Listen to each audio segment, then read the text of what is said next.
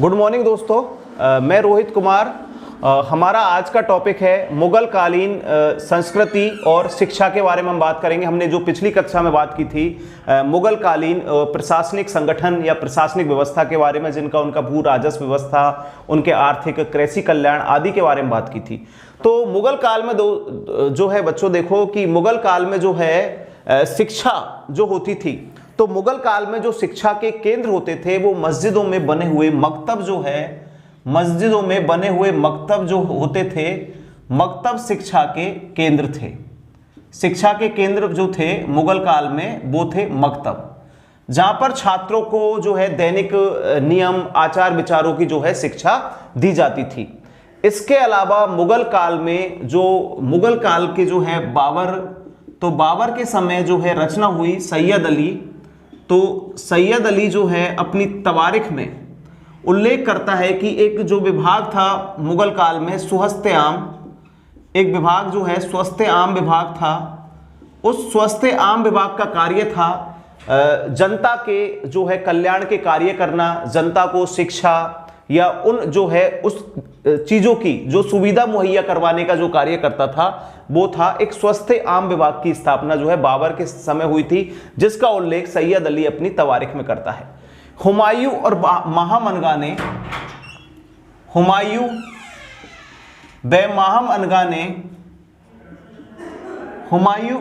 अनगा ने मदरसा ए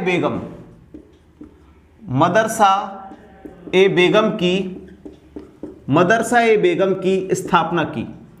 हुमायूं और माहम अनगा ने मदरसा बेगम की स्थापना की थी, जो जिससे जो है शिक्षा का जो केंद्र था। तथा अकबर ने अपने समय, जो अकबर है तो अकबर ने फतेहपुर सीकरी, आगरा और सिकंदरा, फतेहपुर सीकरी, आगरा और सिकंदरा में जो है अकबर ने जो है शिक्षा के केंद्र स्थापित करवाए। फतेहपुर सीकरी, आगरा और सिकंदरा में अकबर ने जो है शिक्षा के केंद्र जो है बनवाए।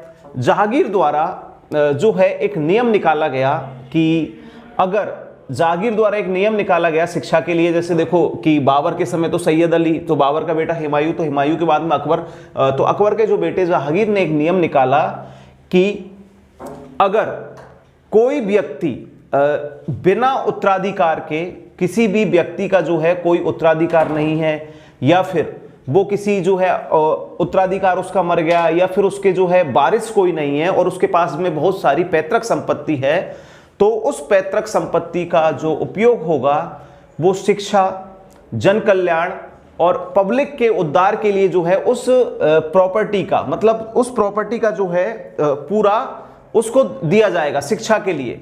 शाहजहां के द्वारा दिल्ली में एक कॉलेज स्थापित किया। शाहजहां ने, जहांगीर का देख लो, तो जहांगीर ने कहा कि उत्तराधिकारी नहीं होने पर संपत्ति शिक्षा हेतु दान जो है उनकी संपत्ति दे दी जाएगी। शाहजहां ने दिल्ली में एक कॉलेज बनवाया जो शिक्षा का केंद्र था। अगर क्वेश्चन आ जाए दिल्ली में कॉलेज है, शाहजहां ने खुलवाया। तथा दारुल बका नामक कॉलेज जो नष्ट प्राय हो गया था, जो पहले का एक कॉलेज था दारुल बका जो था कॉलेज जो है, दारुल बका कॉलेज जो है नष्ट हो गया था, इसकी मरम्मत जो करवाई गई वो शाहजहां के द्वारा करवाई गई। औरंगजेब की जो है, शाहजहां के बाद में शाहजहां का बेटा जो है शासक बना, तो वो था औरंगजेब। तो औरंगजेब की पुत्री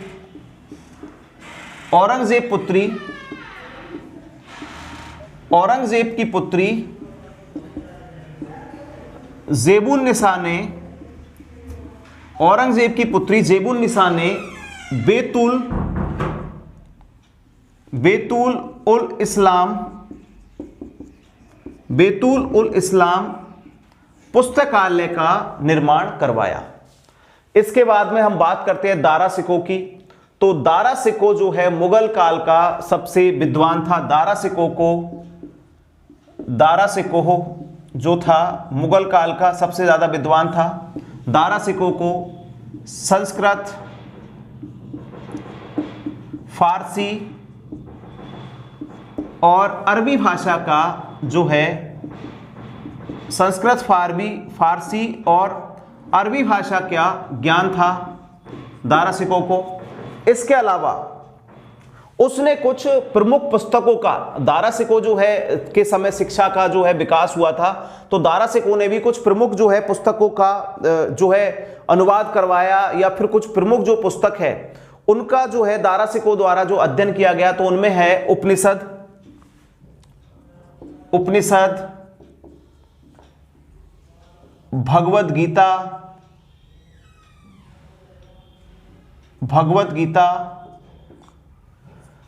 भगवत गीता, योग वशिष्ठ,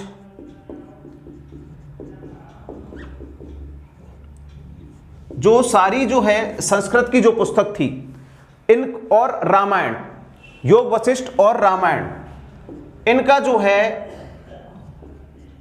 दारा शिकोह के द्वारा जो है, ये मूलतः जो संस्कृत भाषा में जो पुस्तक थी इनका दारा शिकोह के द्वारा जो है फारसी भाषा में अनुवाद करवाया। उसने मुस्लिम जो सूफी संत थे या मुस्लिम धर्म के जो, क्योंकि बाबर भी जो है खुद स्वयं जो है इस्लाम की सूफी विचारधाराओं से जो प्रभावित था, तो उसने जो मुस्लिम धर्म के जो सूफी संत थे उनके दर्शनों पर बाबर ने बहुत सारी जो है पुस्तकों का निर्माण करवाया। बाबर ने जो है इनका जो है उपनिषदों का सिर्र अकबर नाम से अनुवाद करवाया। इसके अलावा जो है बाबर जो दारा शिकोह था, तो दारा शिकोह ने जो है कि जब दारा शिकोह का की मृत्यु हो गई, तो दारा शिकोह की मृत्यु के लिए जो है विलियम स्लीमैन, दारा शिकोह की मृत्यु के बाद में जो कहा वो कहा विलियम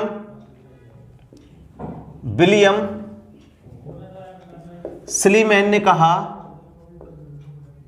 दारा शिकोह की मृत्यु पर जो है विलियम स्लीमैन ने कहा कि दारा जो है इतिहास में जो मुगल काल का जो है सबसे जो है मतलब मुगल काल का जो सबसे शिक्षित जो है शासक था। यदि वह राज सिंहासन पर बैठता, दारा अगर राज सिंहासन पर बैठ गया होता, तो भारत में जो है प्राचीन जो है मध्यकालीन भारत में जो शिक्षा का स्वरूप और उसके साथ साथ भारत का भाग्य कुछ अलग होता। तो दारा शिकोह के लिए विलियम स्लीमैन ने कहा। इसके अलावा हम बात करते हैं कि हुमायूं की जो बाबर की जो पुत्री थी, मतलब हुमायूं की बहन गुलबदन बेगम ने हुमायूं नामा की जो है रचना की, तथा हुमायूं की भतीजी सलीमा सुल्तानी, जहारा बेगम, मुमताज महल और जेबुन निसा, गुलबदन बेगम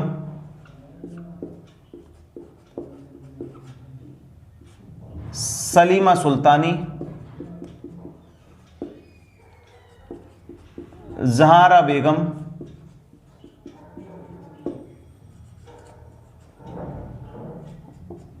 मुमताज महल, नूरजहां, जेबुन निसा जो है मुगल काल की एक जो महिलाएं थी, मुगल काल की जो है उच्च शिक्षा प्राप्त जो महिला थी। ट्रेवेनियर ने जो है मुगल काल में, ट्रेवेनियर जो है उल्लेख करता है मुगल काल में, जो फ्रांसीसी ट्रेवेनियर उल्लेख करता है मुगल काल में बनारस जो है शिक्षा का केंद्र था।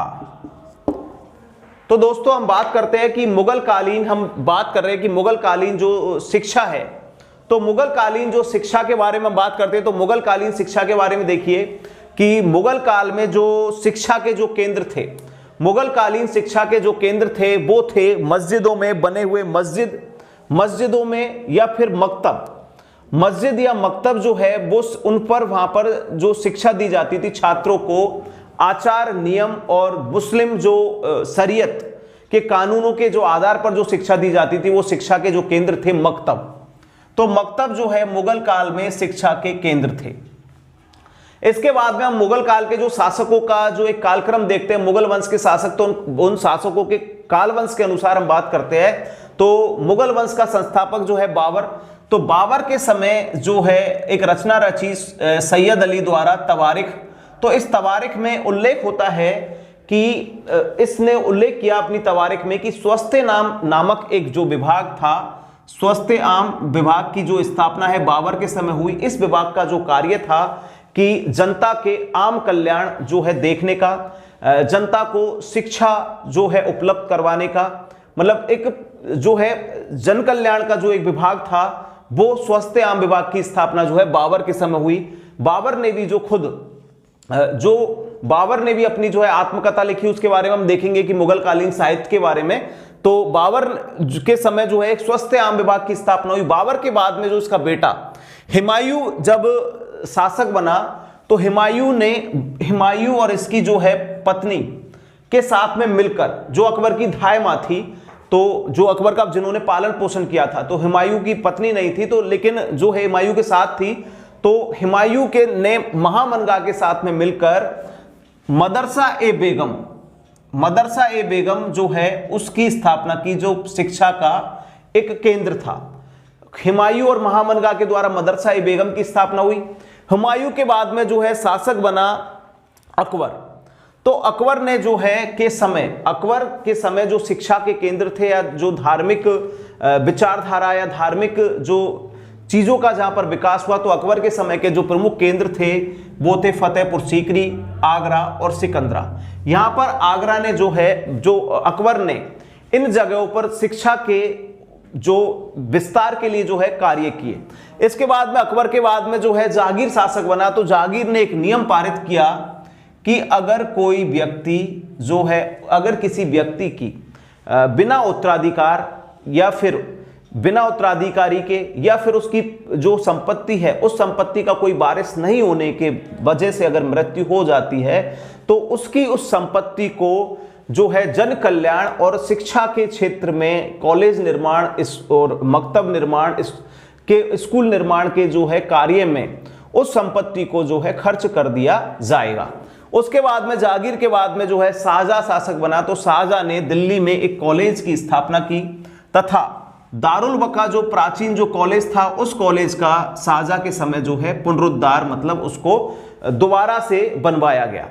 जहांगीर जो शाहजहां है, तो शाहजहां के बाद में शासक हुआ औरंगजेब। तो औरंगजेब की पुत्री, औरंगजेब तो शिक्षा, संस्कृति, चित्रकला, औरंगजेब के समय पतन अवस्था में थी, लेकिन औरंगजेब से भी छिप छिपा के भी जो है उस समय के जो साहित्यकार उन्होंने भी जो है अपनी अपनी रचनाएं रची।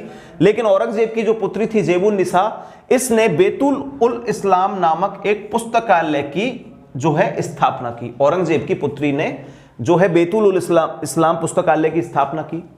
औरंगजेब के जो भाई था दारा शिकोह, बड़ा भाई जो था, शासक नहीं बना, इसको जो है औरंगजेब द्वारा जो है मार दिया गया। तो दारा शिकोह ने जो सबसे विद्वान था मुगल कालीन शासकों में, इसको संस्कृत, फारसी और अरबी भाषा का ज्ञान था तथा इसने रामायण, उपनिषद, भगवद गीता, योग वशिष्ठ जो है उपनिषद का सिर्र अकबर नाम से जो है इसने इन जो है संस्कृत ग्रंथों का फारसी में अनुवाद करवाया।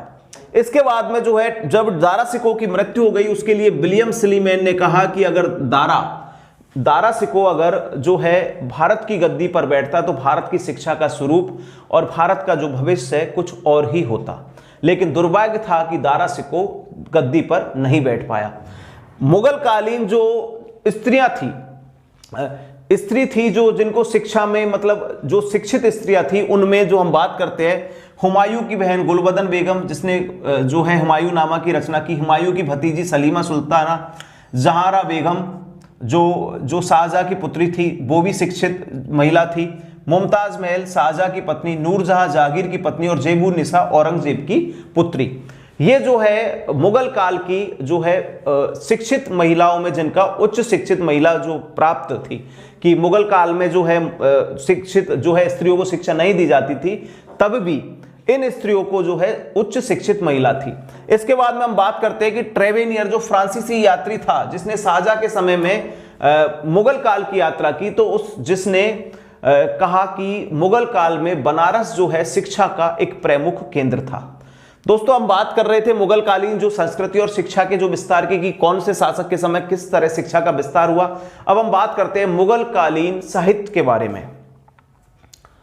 अब हमारा टॉपिक है मुगल कालीन साहित्य।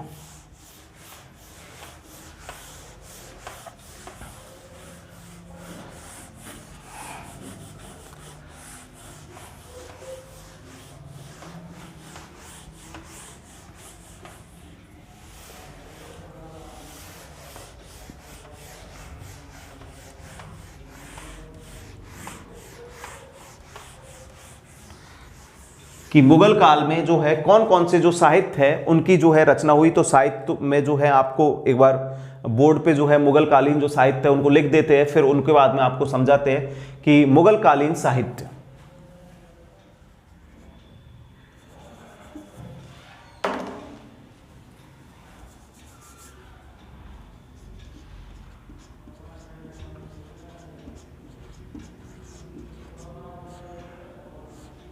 मुगल कालीन साहित्य। मुगल कालीन साहित्य में हम देखते हैं कि हम एक कालक्रम के अनुसार देखते हैं कि मुगल काल में जो है साहित्य की जो रचना हुई वो हुई। जो प्रारंभ करते हैं तो हम देखते हैं कि मुगल काल का जो है साहित्य है वो है बाबरनामा। बाबरनामा जो है तुर्की भाषा में लिखा गया था। मतलब एक पहला जो साहित्य है जो तुर्की भाषा में, क्योंकि बाबर जो स्टार्टिंग में आया, बाबर तुर्क था, लेकिन सल्तनत जो है मुगल काल की जो भाषा थी वो फारसी थी। मुगल काल की जो भाषा थी फारसी थी। बाबर जो है पहला शासक था, तुर्की शासक था। तो बाबर से पहले जो है तुर्की भाषा जो है, तो बाबरनामा की रचना हुई तुर्की भाषा में हुई। तो ये लिखी थी बाबर ने अपनी आत्मकथा। बाबर की आत्मकथा है और इसका फारसी अनुवाद जो हुआ, इसका फारसी अनुवाद हुआ वो करवाया अब्दुल रहीम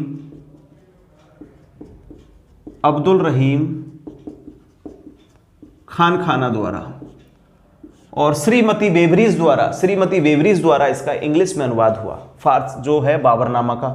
उसके बाद में जो हम बात करते हैं कि अकबर के दरबार में जो अकबर था उसके समय जो संगीत का, अकबर के समय संगीत और जो साहित्य का जो विकास हुआ, क्योंकि हुमायूं के समय जो निर्वासित जीवन हुमायूं ने व्यतीत किया था, तो हुमायूं के समय जो है मुगल कालीन साहित्य का इतना विकास नहीं हुआ जितना अकबर के समय हुआ। तो अकबर दरबार में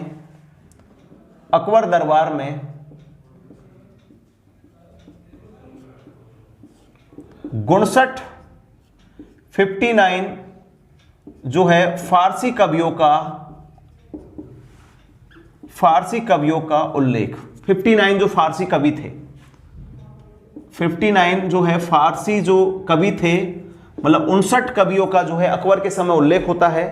तथा अकबर का राजकवि जो था, अकबर का जो राजकवि था अबुल फजल जो है अमीर खुसरो के बाद में जो है फारसी का, अमीर खुसरो जो है जिसने छह सल्तनत काल के 6 शासकों का जो काल देखा था, अमीर खुसरो ने जो है फारसी भाषा का जो प्रारंभिक एक अच्छा ज्ञाता था। तो अमीर खुसरो के बाद में अबुल फजल को फारसी भाषा का सबसे अच्छा जो ज्ञाता माना गया। अकबर के शासनकाल की जो हम रचनाओं के बारे में बात करते हैं, तो अकबर के जो शासनकाल में जो रचना हुई तो उनमें हम देखते हैं कि तारीख अल्फी। तो अकबर के जो शासन की रचना है वो है तारीख अल्फी। मुल्ला दाऊद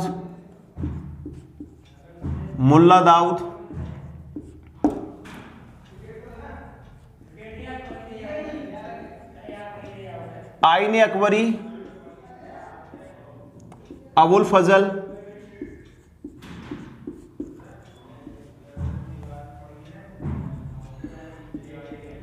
आईन अकबरी अबुल फजल, मुंतखब उल तवारिख, मुंतखब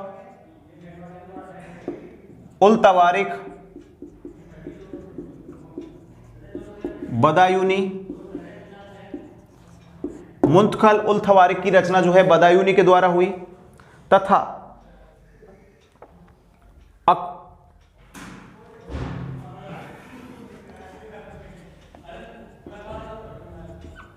मुआसिर रहीमी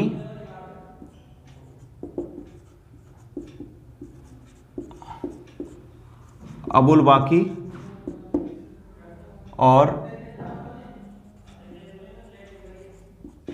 फैजी सरहिंदी रचना। ये जो है, ये रचनाएं जो हुई है अकबर के समय में हुई है। अकबर के जो समय पद्य लेखक था वो पद्य लेखक था, प्रमुख पद्य लेखक था, प्रमुख पद्य लेखक था। ये रचना जो सारी है वो गद्य में होती है, तो पद्य लेखक जो होता है पद्यांश में होता है। पद्य लेखक था गिजाली, और अकबर के समय जो है अब्दुल रहीम खान खाना था, तो उसके समय जो है उसको भी एक पद मिला हुआ था, तो अब्दुल रहीम खान खाना ने जो है बाबरनामा का फारसी अनुवाद करवाया। तथा अकबर ने फैजी के अधीन जो है अनुवाद विभाग, फैजी के अधीन जो है अकबर ने जो है फैजी के अधीन अकबर ने अनुवाद विभाग की स्थापना की।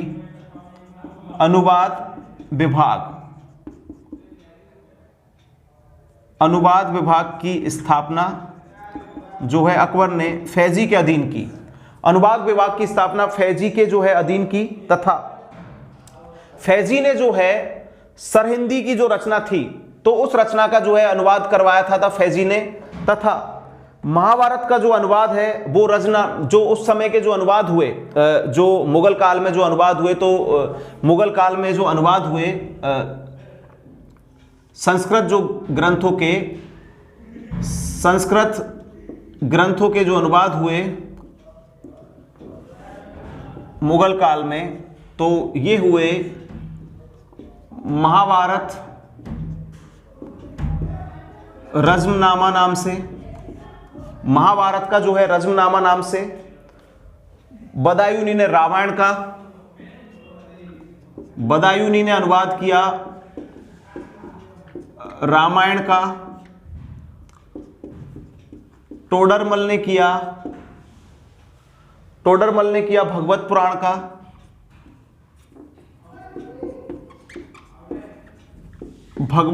का। सरहिंदी ने किया अथर्ववेद का।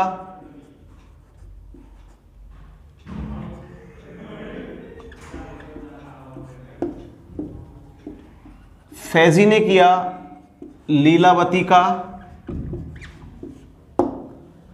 तथा शाहवादी ने राज तरंगिणी का अनुवाद किया।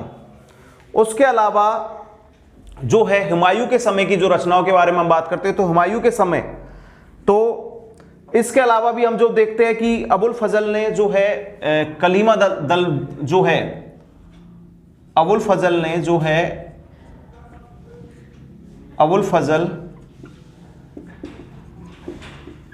कलीला दिमना जो है उसका अयार दानिश जो है नाम से। हुमायूं की बहन जो है गुलबदन बेगम, तो गुलबदन बेगम ने जो है हुमायूं नामा की रचना की। तथा अब्बास का शेरवानी द्वारा तोहफा-ए अकबर शाही या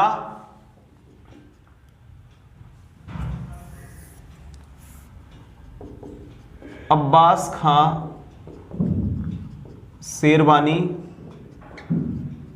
तोहफा-ए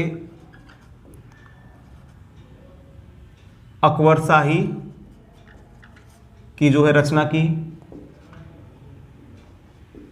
गुलबदन बेगम हुमायूं नामा हुमायूंनामा की रचना की जो है गुलवदन बेगम द्वारा की गई, तथा जहांगीर ने जो है अपनी आत्मकथा लिखी।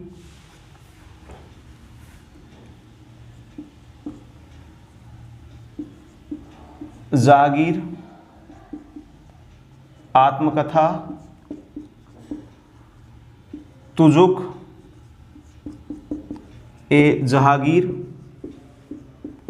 जहांगीर ने अपनी आत्मकथा लिखी तुजुक ए जहांगीर, 16 वर्ष तक लिखी, बाद में पूरा किया इसे, बाद में पूर्ण किया मोतीमिद खां और मोहम्मद हादी ने।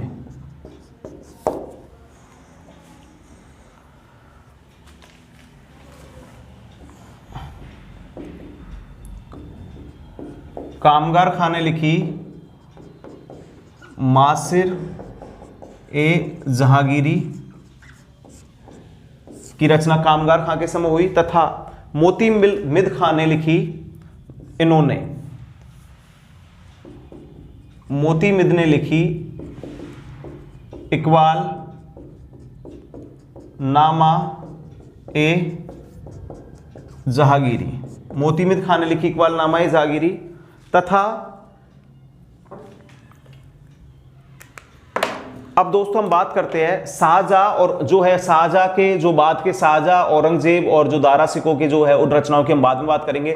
तो पहले हम देखते हैं कि मुगल वंश का जो संस्थापक है बाबर, तो बाबर ने जो है अपनी आत्मकथा, जिसमें प्रारंभिक जो है अपनी आत्मकथा लिखी तुर्की भाषा में, जिस आत्मकथा में उसने जो है उल्लेख किया भारत के तत्कालीन 5 मुस्लिम राज्यों का, 2 हिंदू राज्यों का, भारत पर आक्रमण का है, भारत की जो एक सीमा उसका जो उल्लेख किया, तो उस जो है बाबर नामा जो है इसकी रचना हुई वो मूलतः तुर्की भाषा में है।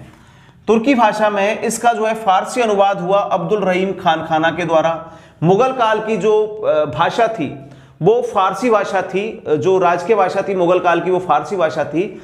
फारसी भाषा के जो है अकबर के दरबार में उल्लेख मिलता है कि फारसी भाषा के 59 जो कवि थे वो अकबर के दरबार में फारसी भाषा के निवास करते थे, क्योंकि अकबर के समय जो है मुगल काल का संगीत और जो साहित्य का जो उत्थान हुआ तो वो अकबर के समय जो है मुगल काल में होता है।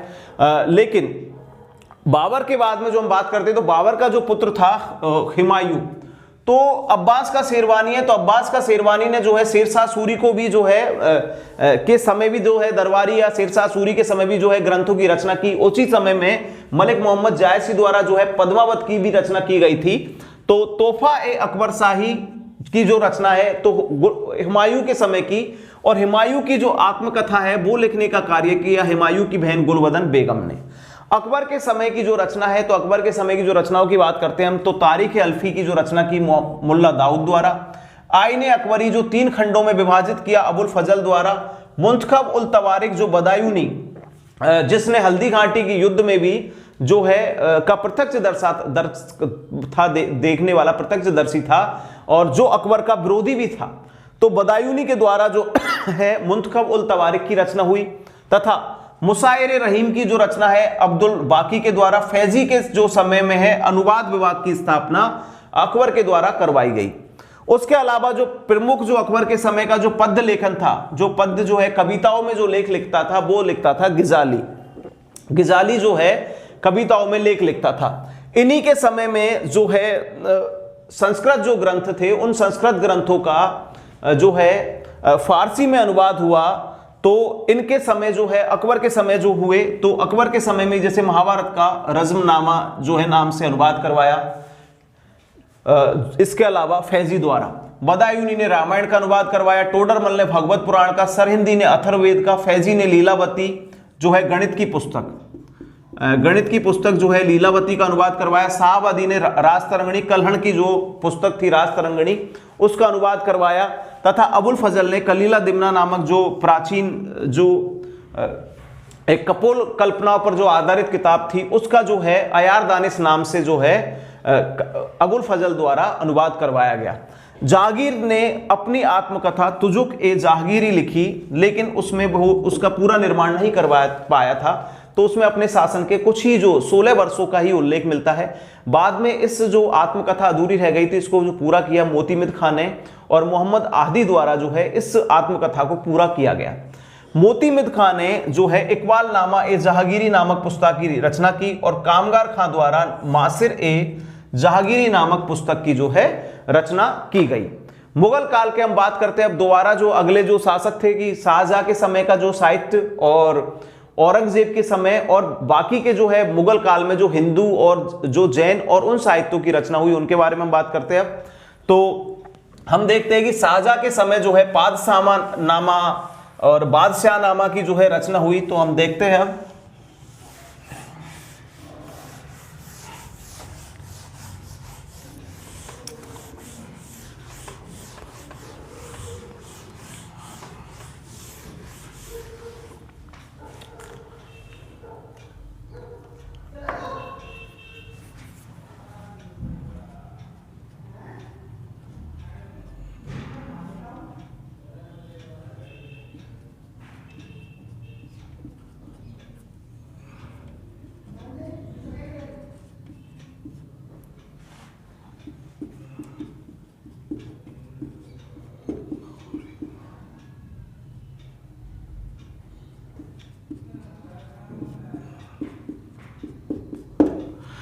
अब शाहजहां के समय का जो दरबारी कवि था इसका अब्दुल हमीद लाहौरी, जिसने जो है रचना की बादशाह नामा की। अमीर कज़वीनी ने जो है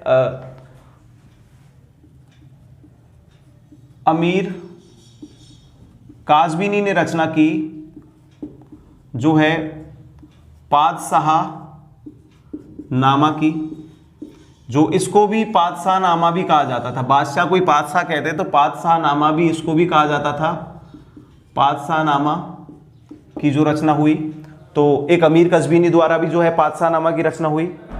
तथा कज़वीनी जो है शाहजहां का के समय का जो कज़वीनी जो था, ये था प्रथम सरकारी इतिहासकार। जो सरकारी इतिहासकार था तो अमीर कज़वीनी था, जो शाहजहां के समय का इतिहासकार था। दारा सिकों के समय मज़्हब उल बहरीन, दारा सिकों के समय जो शाहजहां का बड़ा पुत्र था, दारा सिकों के समय मज़्हब उल बहरीन तुमको नाम से पता चल रहा होगा दोस्तों कि बहरीन जो है मीर बहरी जो है, बहरी मतलब पानी से रिलेटेड है। तो मज़्हब उल बहरीन मतलब समुद्रों का मिलन जो है पुस्तक की जो रचना हुई। क्योंकि इनका जो बहरी होता था, मीर बहरी जो है जल सेना का नेतृत्व करने वाला होता था मुगल काल में। तो मज़्हब उल बहरीन की जो रचना हुई समुद्र का मिलन, उसकी रचना जो है दारा सिकों के द्वारा की गई। तथा दारा द्वारा जो है उसने उपनिषदों का अनुवाद करवाया। जो आपको बताया था, दारा ने जो उपनिषदों का अनुवाद करवाया था। उपनिषद कितने? 52 उपनिषदों की संख्या 108 है। तो 52 उपनिषदों का अनुवाद करवाया सिर ए अकबर नाम से, सिर ए अकबर के नाम से। तथा हसनत उल तारिकीन, हसनत उल तारिकीन बे सकीनत उल औलिया की जो रचना है वो हुई दारा के समय। अब हम बात करते हैं औरंगजेब। तो औरंगजेब के समय में जो है एक खौफ था औरंगजेब का। तो औरंगजेब के समय जो है साहित्यकार रचना नहीं करते थे, तो लेकिन औरंगजेब के समय जो है साहित्य की रचना तब भी हुई। औरंगजेब के समय छिपते छिपाते जो है साहित्यकारों ने जो रचना की। तो खफी खां ने औरंगजेब के समय का जो साहित्य है, और औरंगजेब के समय सबसे ज्यादा भी जो साहित्य की रचना हुई, तो औरंगजेब के समय जो है, औरंगजेब के समय खफी खां ने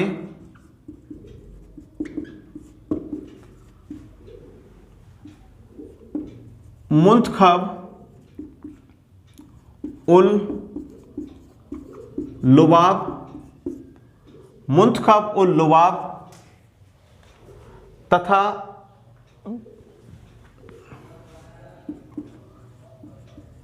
मोहम्मद काजिम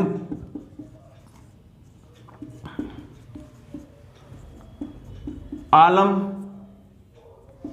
मोहम्मद काजिम का जो है आलमगीर नामा,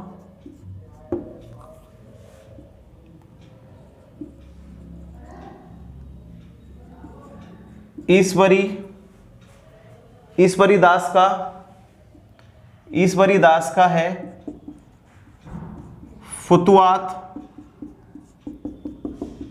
ए आलमगिरी, फुतुआत ए आलमगिरी। भीमसेन का है नुक्सा ए दिलखुशा, नुक्सा ए दिलखुश तथा सुजान राय की खुलासा उल तवारिख, सुजान राय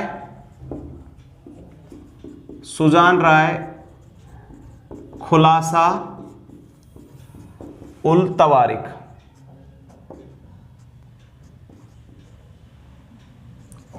खुलासा उल तवारिख जो है सुजान राय के द्वारा रचना हुई तथा मोहम्मद साकी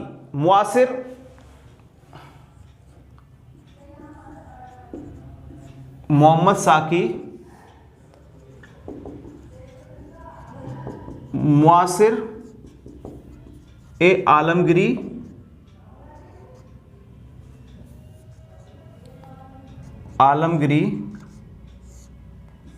जिसके लिए कहा यदुनाथ सरकार ने मुगल साम्राज्य का गजेटियर,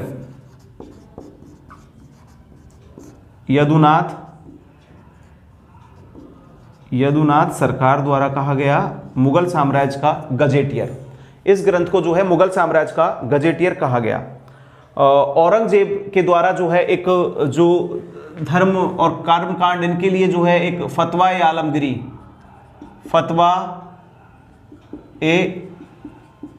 आलमगिरी जारी हुआ। औरंगजेब के समय जो है फतवा ए आलमगिरी जारी हुआ। शाहजहां के समय के जो हिंदुओं के जो है शाहजहां के समय जो हिंदू इतिहास जो लिखा गया तो उसमें था जो जिनको संरक्षण मिला था उन्होंने रस गंगाधर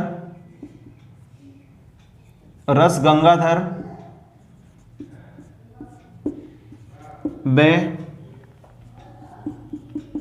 गंगा लहरी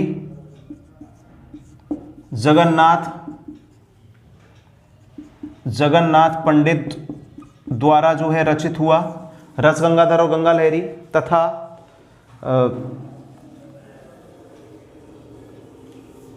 श्रृंगार दर्पण, जैन जो थे इन्होंने रचना की श्रृंगार दर्पण और पद्मावत द्वारा और पद्मावत ग्रंथ की रचना हुई 1540 में मलिक मोहम्मद जायसी। ये दोस्तों मुगल काल का जो है साहित्य आपका हो गया कि मुगल काल का जो साहित्य था आपने जो पहले अभी इससे पहले जो था वो अभी बताया था कि बाबर और अकबर, शाहजहां और उसमें जहांगीर तक के साहित्य के बारे में हमने बात की। तो अब हम बात करते हैं शाहजहां के बारे में। तो शाहजहां के जो साहित्य के बारे में हम बात करते हैं तो शाहजहां का जो साहित्य था तो शाहजहां के समय के जो दरबारी जो कवि थे, मतलब दरबारी का जो इतिहास जो सरकारी इतिहासकार जो बनाने का जो कार्य है वो शाहजहां के समय में प्रारंभ हो गया। तो शाहजहां के समय के जो दरबारी इतिहासकार थे तो उन दरबारी इतिहासकारों में जो है अब्दुल हमीद लाहौरी, जिन्होंने बादशाह नामा या इसको पादशाह नामा भी, क्योंकि बादशाह कोई पादशाह कहा जाता है, उसकी जो है रचना की। तथा अमीर कज़वीनी द्वारा भी एक और अन्य पुस्तक, मतलब पादशाह नाम से ही दूसरी पुस्तक की रचना की गई। तथा अमीर कज़वीनी पहला सरकारी इतिहासकार था मुगल काल का, पहला सरकारी इतिहासकार मुगल काल का था अमीर कज़वीनी। शाहजहां के बाद में जो है दारा शिकोह, जो सबसे ज्यादा शिक्षित सबसे ज्यादा जो है दयालु और जो पढ़ा लिखा जो एक था मुगल काल का, उसको हालांकि औरंगजेब द्वारा जो है मृत्युदंड दे दिया गया, लेकिन दारा सिकों ने जो है मज्म उल बहरीन नाम से पुस्तकों की रचना की। बहरीन जो होता है मुगल काल में पानी से जो संबंधित होता है, मतलब समुद्र से संबंधित, तो समुद्रों का मिलन नाम की जो पुस्तक की रचना की। इसने दारा सिकों द्वारा 52 उपनिषदों का जो है सिर ए अकबर नाम से जो है एक ग्रंथ लिखवाया। इसके समय हसनत उल तारिकीन और सकीनत उल औलिया की जो रचना है वो दारा सिकों के समय हुई। औरंगजेब के समय जो है साहित्य का सबसे ज्यादा विकास हुआ, क्योंकि लेकिन औरंगजेब ने जो के समय जो संगीत और जो साहित्य था वो मुगल काल में जो है पतन स्थिति में था, लेकिन तब भी औरंगजेब के समय इस चीज का जो है अच्छा खासा जो है विकास हुआ। तो औरंगजेब के समय जो है खफी खाने छुपते छिपाते डरते हुए मतलब मुख्तखब उल लवाब नामक जो है पुस्तक की रचना की। देखो दोस्तों, एग्जाम में क्वेश्चन आते हैं कि जैसे तुम्हारे सामने ये पुस्तक, ये पुस्तक, ये पुस्तक और ये लिख दिया, चारों का फिर मिलान होगा कि मतलब अलग अलग जो सीक्वेंस है उसमें, जैसे भीमसेन को यहां रख दिया तो मिलान वाले जो क्वेश्चन आते हैं। तो खफी खां की जो पुस्तक है मुल्तखब उल लवाब है। मोहम्मद काजिम की जो पुस्तक है आलमगीर नामा, आलमगीर जो नाम था औरंगजेब का था, जिसने जो अपना दो बार जब औरंगजेब का राज्याभिषेक हुआ, तो दूसरी बार जब जो राज्याभिषेक हुआ से उससे पहले जो उसका राज्याभिषेक हुआ औरंगजेब का, तो पहले राज्याभिषेक में जो है औरंगजेब आलमगीर नाम से जो है दिल्ली की गद्दी पर बैठा। उसके बाद में ईश्वरी दास द्वारा जो है फुतवात आलमगीरी की रचना हुई। भीमसेन ने जो रचना की वो की नुक्सा ए दिलकुश की, तथा सुजान राय भंडारी द्वारा है खुलासा उल तवारिक की रचना, और मोहम्मद साकी द्वारा मुआसिर आलमगीरी की रचना की, जिसके लिए यदुनाथ सरकार कहते हैं कि ये मुगल साम्राज्य का गजेटियर होता है। गजेटियर जो होता है एक पूरा जो पत्र, तो गजेटियर की मुगल साम्राज्य का यह एक गजेटियर है। इसके अलावा जो है उस समय के जो हिंदू या फिर और भी जो रचना हुई, जैसे दरभंगा के महेश ठाकुर द्वारा भी जो है अकबर के समय का जो लिखा हुआ, तो अकबर के समय के साहित्य उसका अनुवाद करवाया गया। जैन के जो जैन जो मुनि थे, तो जिनको इन्होंने जो संरक्षण दे रखा था मुगल काल के, उन्होंने भी जो है अपनी रचनाएं की। रस गंगाधर और गंगा लहरी की जो रचना है वो जगन्नाथ पंडित द्वारा की गई, तथा मलिक मोहम्मद जो जायसी ने उसी समय जब मुगल काल के जो उसी टाइम पीरियड में मलिक मोहम्मद जायसी द्वारा पद्मावत ग्रंथ की रचना की गई। दोस्तों, हमारा जो है अभी आज हमने अपनी क्लास में बात की थी मुगल कालीन संस्कृति, शिक्षा और साहित्य के बारे में। अब हम अगली क्लास में बात करेंगे मुगल कालीन स्थापत्य कला के बारे में, कि मुगलों के स्थापत्य कला की क्या विशेषता थी और किन किन शासकों। इनसे देखो, इनको बताना इसलिए कि आपके सामने जब एग्जाम में क्वेश्चन आएगा तो इनसे रिलेटेड ये होगा कि ये जैसे प्रश्न आया तो इसके सामने जो है इनकी जो पुस्तक है तो मिलान वाले तुमको हर एक जो है मुगल काल के समय की जो रचना और उसके जो स्थापत्य है उनके बारे में थोड़ा अगर ध्यान होगा तो ज्यादा बढ़िया अच्छे से तुम उन प्रश्नों को जो है हल कर पाओगे। अब दोस्तों, हम मिलते हैं आपसे अगली कक्षा में। आज की हमारी जो है कक्षा यहीं समाप्त होती है। अगली कक्षा में हमारा टॉपिक होगा मुगल कालीन जो स्थापत्य कला के बारे में।